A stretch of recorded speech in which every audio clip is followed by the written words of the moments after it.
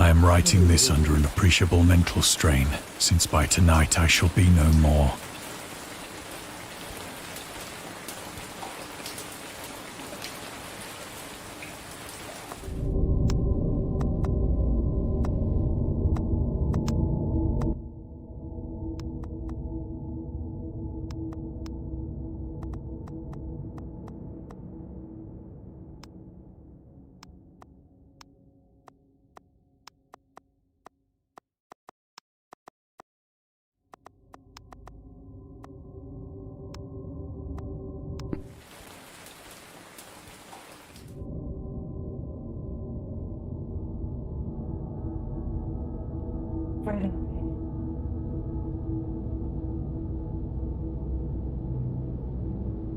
Mai gọi nhân viên mạng thế đấy nhá.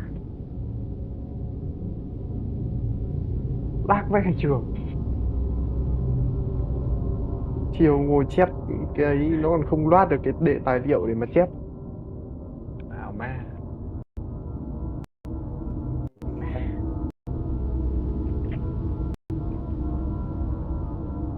Nặng nặng.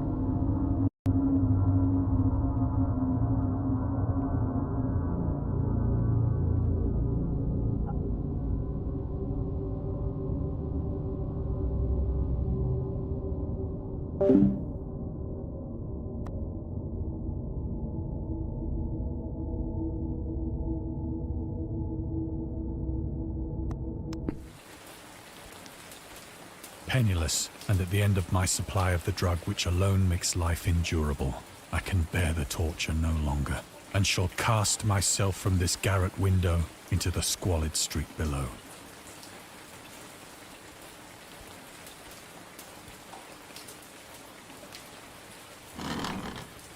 Do not think from my slavery to morphine that I am a weakling or a degenerate. When you have read these hastily scrawled pages, you may guess, though never fully realize, why it is that I must have forgetfulness or death.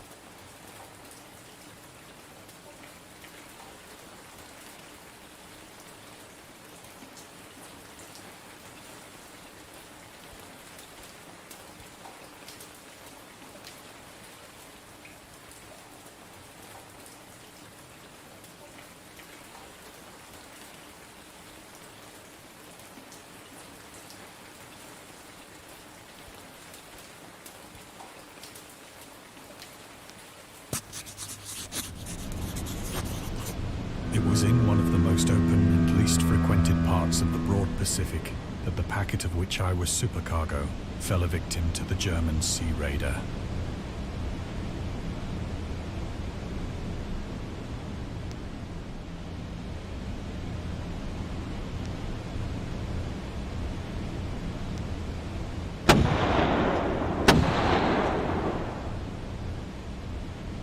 The Great War was then at its very beginning, and the ocean forces of the Hun had not completely sunk to their later degradation.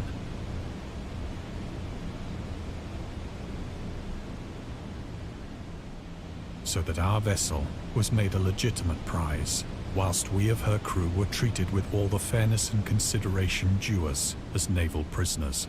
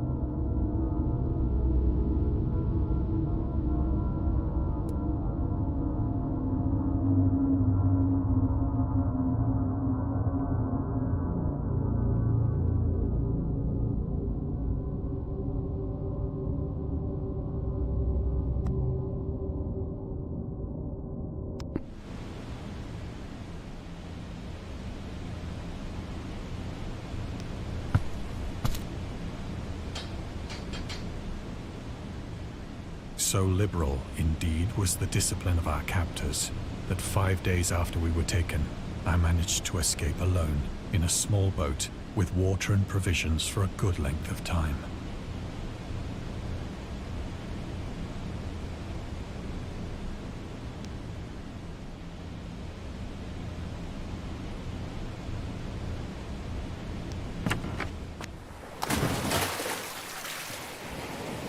When I finally found myself adrift and free, I had but little idea of my surroundings.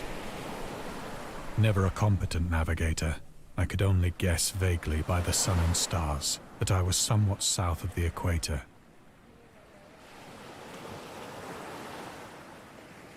Of the longitude, I knew nothing, and no island or coastline was in sight.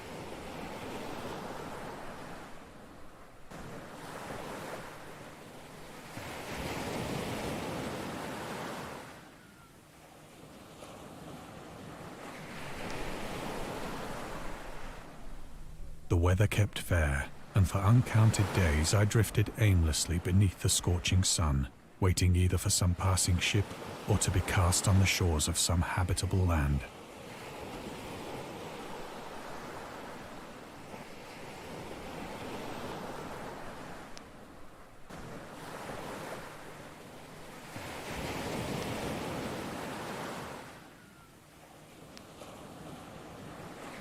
But neither ship nor land appeared, and I began to despair in my solitude upon the heaving vastness of unbroken blue. The change happened whilst I slept. Its details I shall never know, for my slumber, though troubled and dream-infested, was continuous.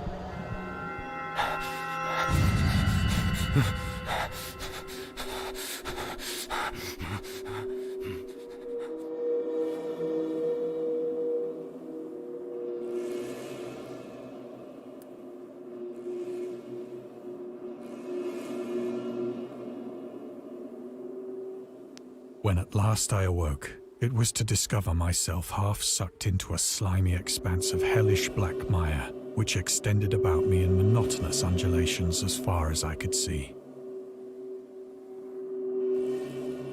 and in which my boat lay grounded some distance away.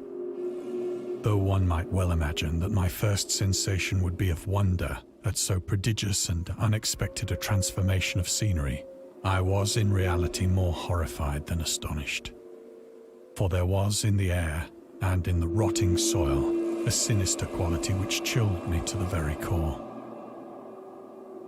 The region was putrid with the carcasses of decaying fish and of other less describable things which I saw protruding from the nasty mud of the unending plain.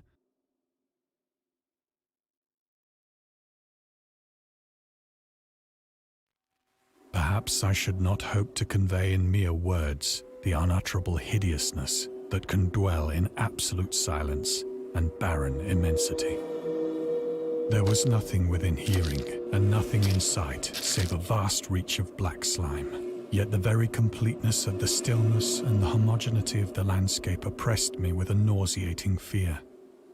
The sun was blazing down from a sky which seemed to me almost black in its cloudless cruelty, as though reflecting the inky marsh beneath my feet.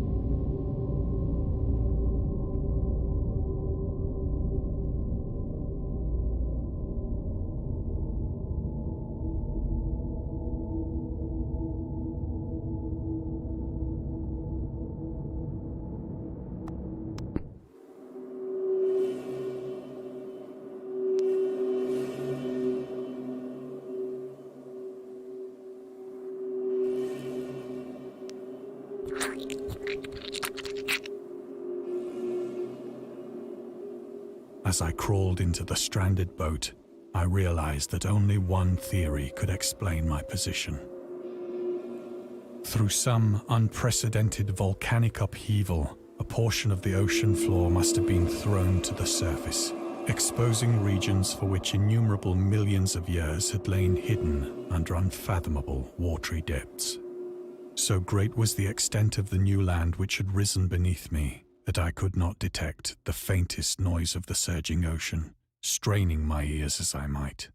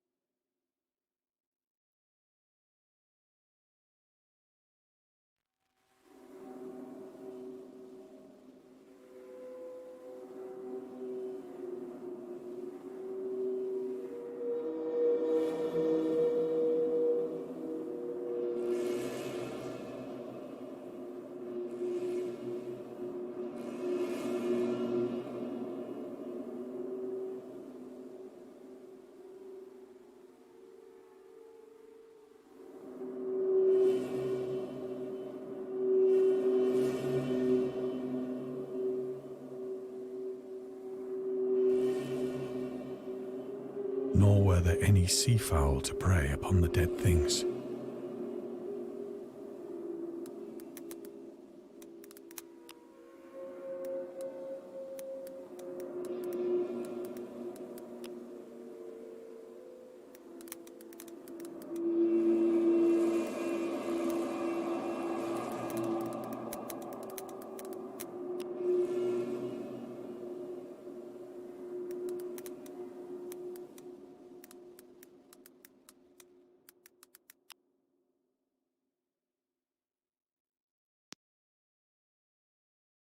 For several hours I sat thinking or brooding in the boat, which lay upon its side and afforded a slight shade as the sun moved across the heavens. As the day progressed, the ground lost some of its stickiness and seemed likely to dry sufficiently for traveling purposes in a short time. That night I slept but little, and the next day I made for myself a pack containing food and water, preparatory to an overland journey in search of the vanished sea and possible rescue.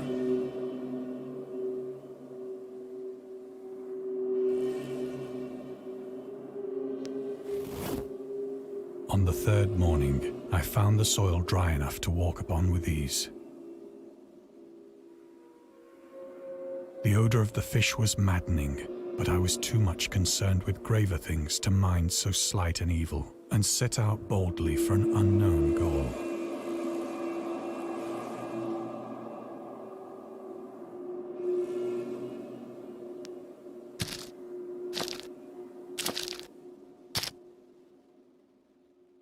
All day I forged steadily westward, guided by a faraway hummock which rose higher than any other elevation on the rolling desert.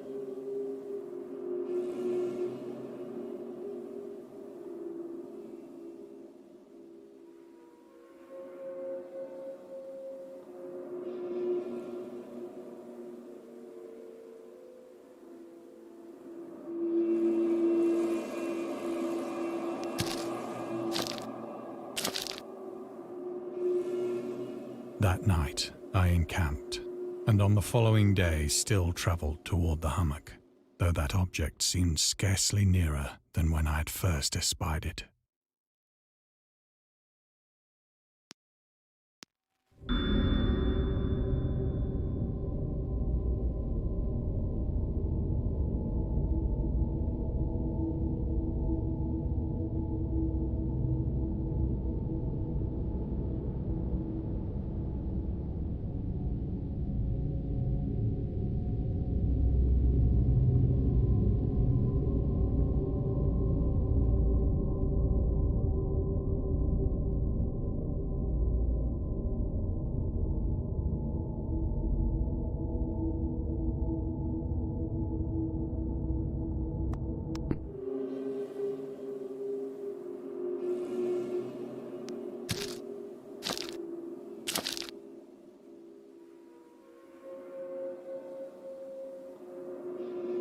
By the fourth evening, I attained the base of the mound, which turned out to be much higher than it had appeared from a distance.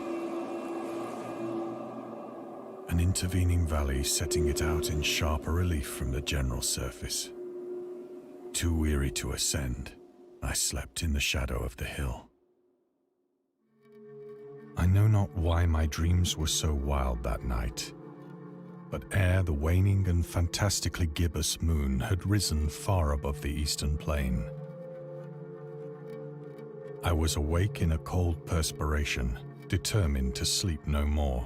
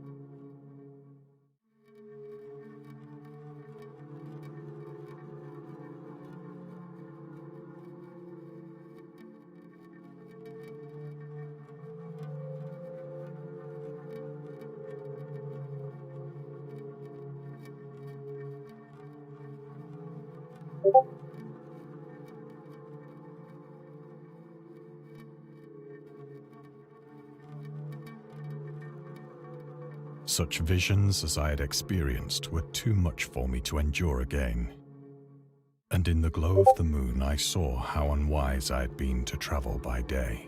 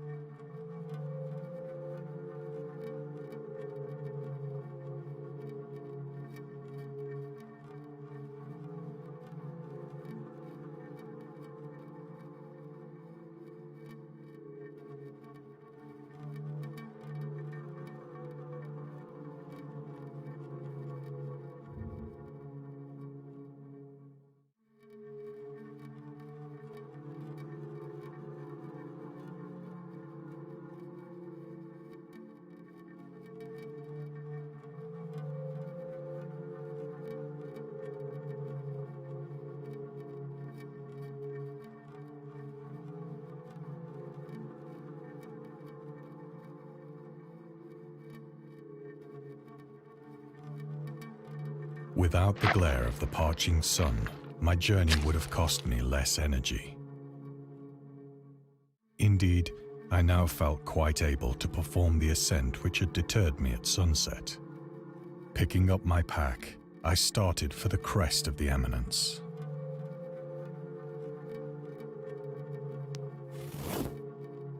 I have said that the unbroken monotony of the rolling plain was a source of vague horror to me. But I think my horror was greater when I gained the summit of the mound and looked down the other side into an immeasurable pit or canyon, whose black recesses the moon had not yet soared high enough to illumine. I felt myself on the edge of the world, peering over the rim into a fathomless chaos of eternal night. Through my terror ran curious reminiscences of Paradise Lost and of Satan's hideous climb through the unfashioned realms of darkness. As the moon climbed higher in the sky, I began to see that the slopes of the valley were not quite so perpendicular as I had imagined. Ledges and outcroppings of rock afforded fairly easy footholds for a descent.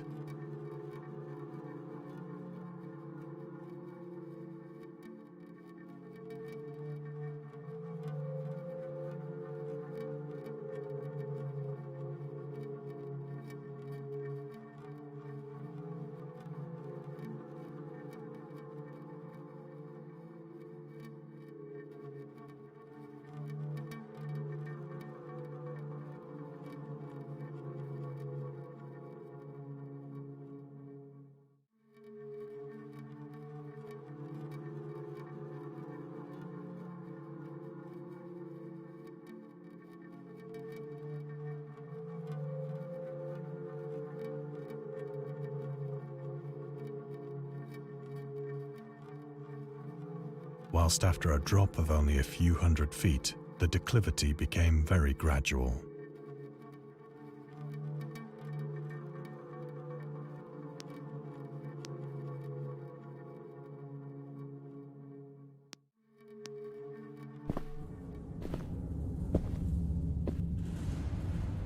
Urged on by an impulse which I cannot definitely analyze, I scrambled with difficulty down the rocks and stood on the gentler slope beneath, gazing into the Stygian deeps where no light had yet penetrated.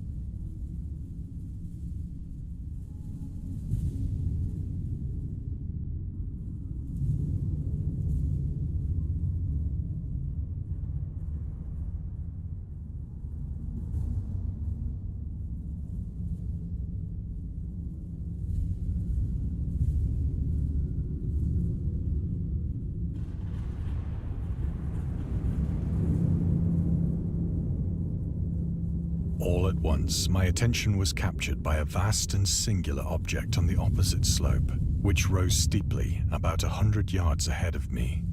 An object that gleamed whitely in the newly bestowed rays of the ascending moon.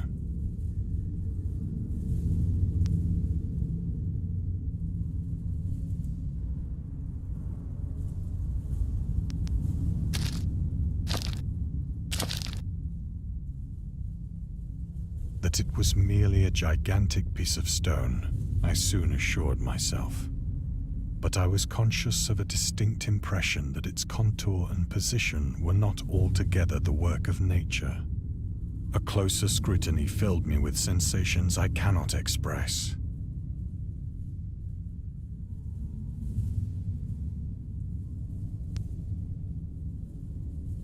For despite its enormous magnitude, and its position in an abyss which had yawned at the bottom of the sea since the world was young, I perceived beyond a doubt that the strange object was a well-shaped monolith, whose massive bulk had known the workmanship and perhaps the worship of living and thinking creatures. Dazed and frightened, yet not without a certain thrill of the scientist's or archaeologist's delight, I examined my surroundings more closely.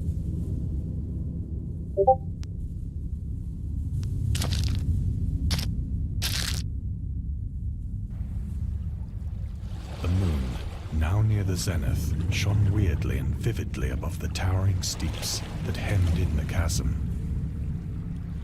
and revealed the fact that a far-flung body of water flowed at the bottom, winding out of sight in both directions and almost lapping my feet as I stood on the slope.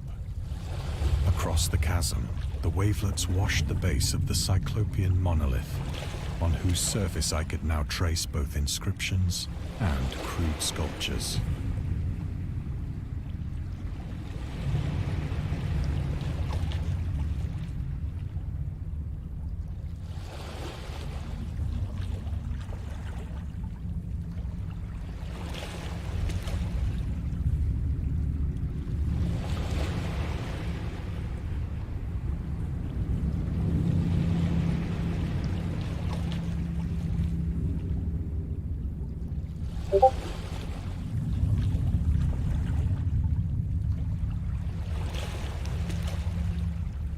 The writing was in a system of hieroglyphics unknown to me and unlike anything I'd ever seen in books, consisting for the most part of conventionalized aquatic symbols such as fishes, eels, octopi, crustaceans, mollusks, whales, and the like.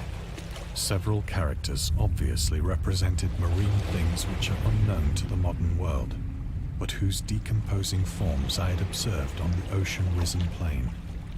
It was the pictorial carving, however, that did most to hold me spellbound.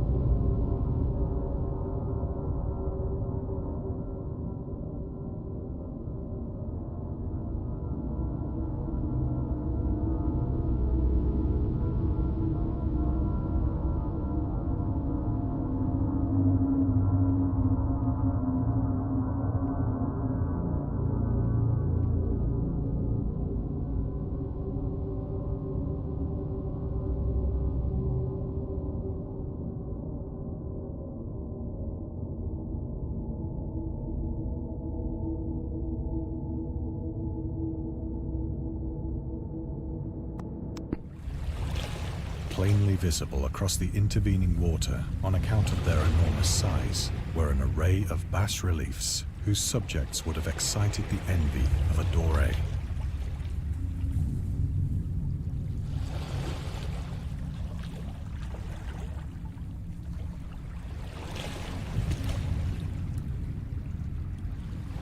I think that these things were supposed to depict men, at least a certain sort of men, though the creatures were shown disporting like fishes in the waters of some marine grotto, or paying homage at some monolithic shrine which appeared to be under the waves as well.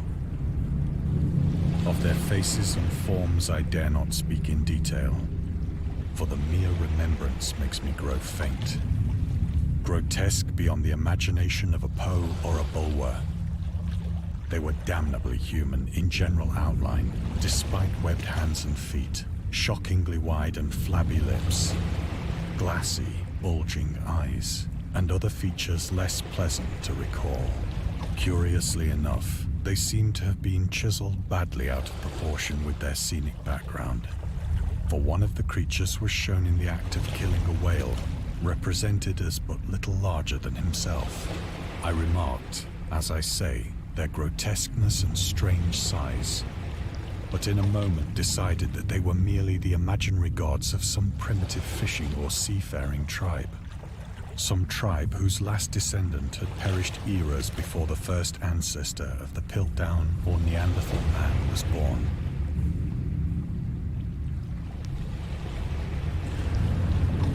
awestruck at this unexpected glimpse into a past beyond the conception of the most daring anthropologist.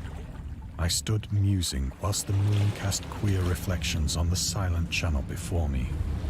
Then, suddenly, I saw it.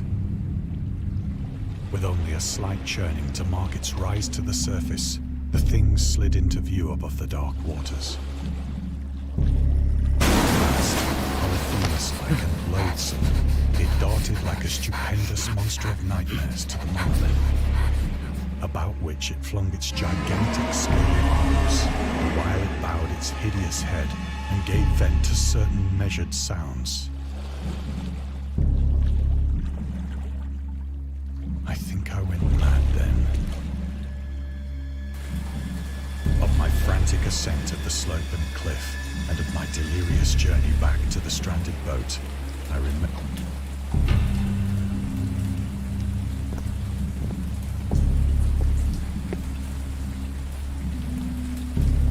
I believe I sang a great deal and laughed oddly when I was unable to sing.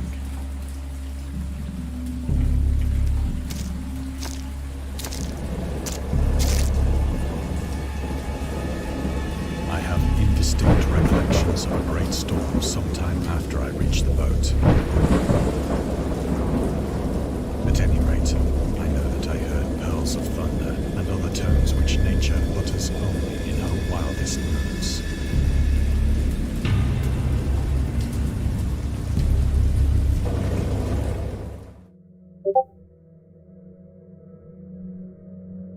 When I came out of the shadows, I was in a San Francisco hospital, brought thither by the captain of the American ship which had picked up my boat in mid-ocean.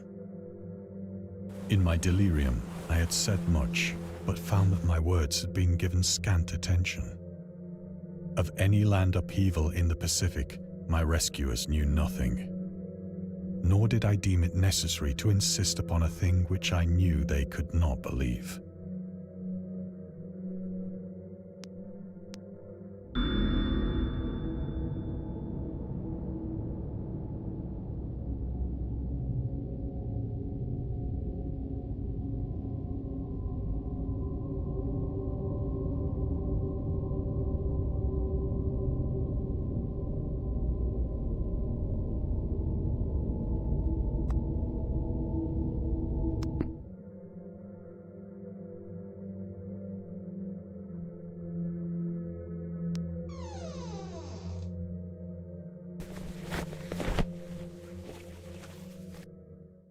Once I sought out a celebrated ethnologist and amused him with peculiar questions regarding the ancient Philistine legend of Dagon, the fish god.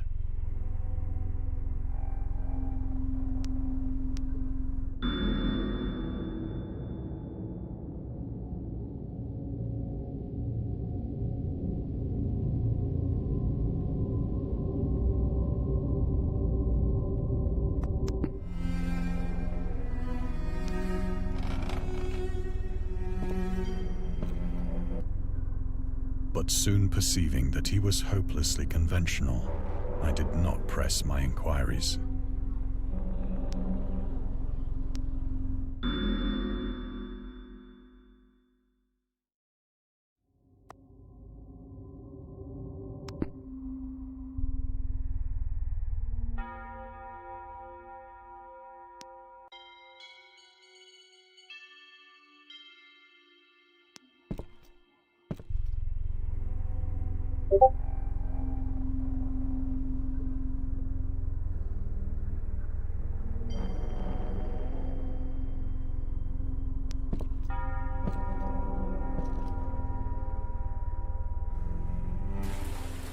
It is at night, especially when the moon is gibbous and waning, that I see the thing.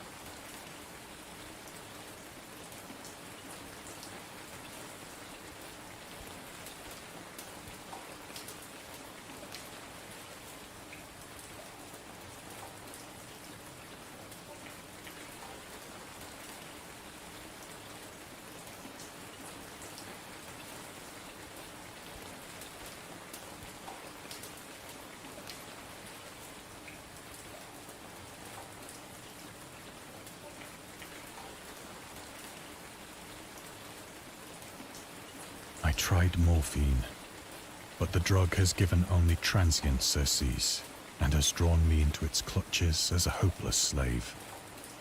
So now I am to end it all, having written a full account for the information or the contemptuous amusement of my fellow men.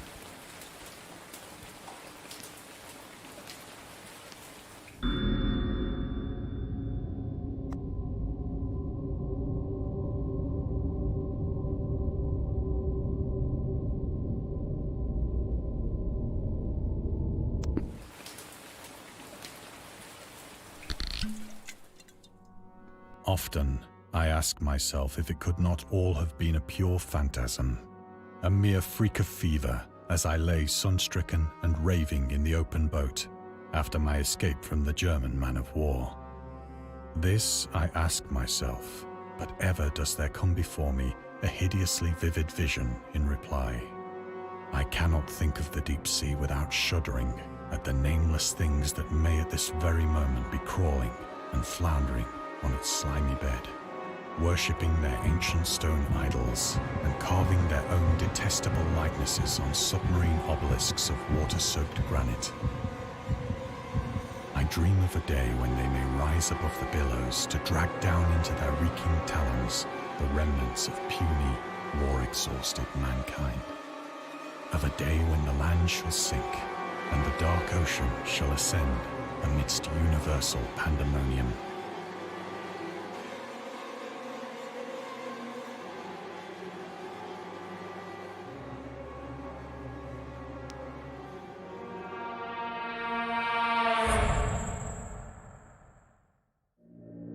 The end is near.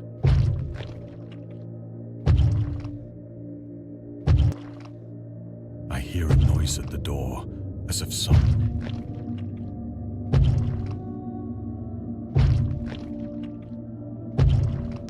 It shall not find me.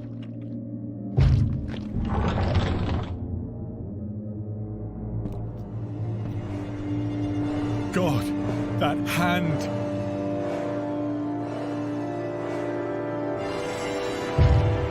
The window! The window!